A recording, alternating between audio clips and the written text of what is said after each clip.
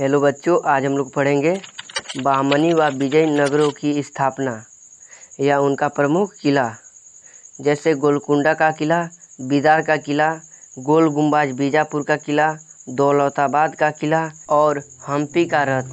तो बिना देर किए हुए चलो वीडियो स्टार्ट करते हैं। मुहम्मद बिन तुगलक वंश का एकमात्र ऐसा शासक था जिसने अपने साम्राज्य का विस्तार दक्षिण में करने का विचार किया। वह आगे बढ़ा, परंतु बाद में उसने दक्षिण की ओर बढ़ने का विचार त्याग दिया। इस प्रकार सुल्तान का दक्षिण भारत पर नियंत्रण नहीं रह गया। प्रांत के इक़्तिदारों ने सुल्तान के नियंत्रण से मुक्त होकर बहमनी एवं विजय नगरों की स्थापना कर ली। मुहम्मद बिन तुगलक की द्वितीय राजधानी योजना के विफल होने एवं दिल्ली वापस लौटने के बाद दक्षिण प्रांत स्वयं को मुक्त कराने के लिए छटपटाने लगे थे।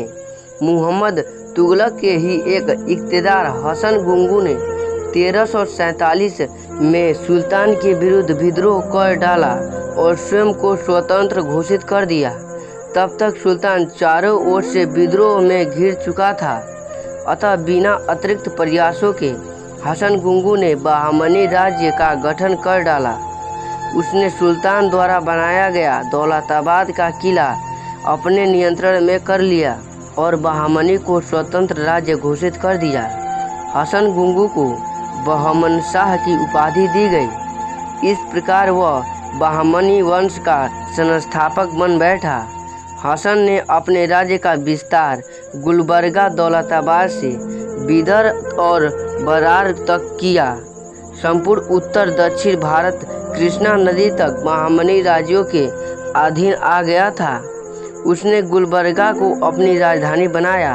बहमनी वंश का सर्वाधिक कुशल शासक फिरोजा शाह बहुत योग्य एवं विद्वान था। उसने कुशल प्रशासक के समान व्यवस्था संभाली।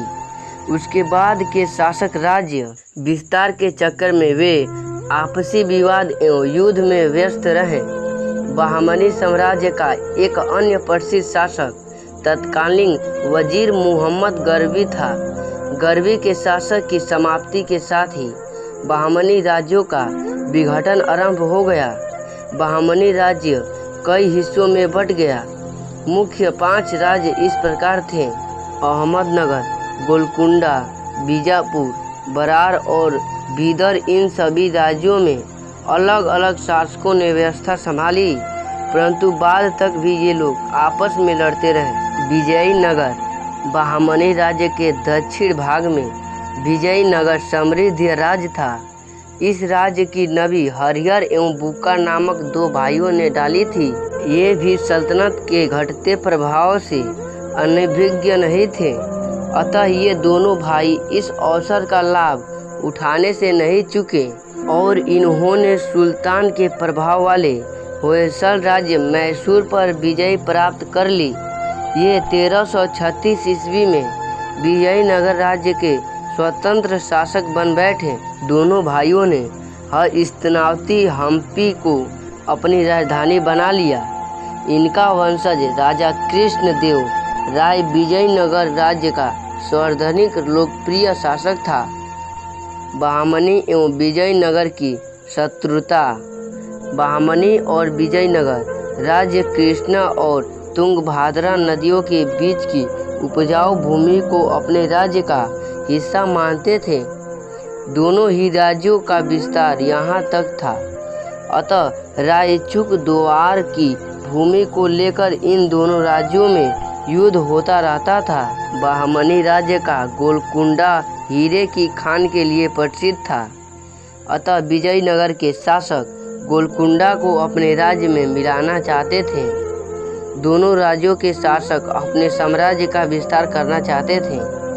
पूर्वी समुद्र तट पर उड़ीसा, आंध्र और मदुराई जैसे अनेक प्रांत थे, जिन पर बहमनी शासक और विजयनगर के शासक कब्जा करना चाहते थे।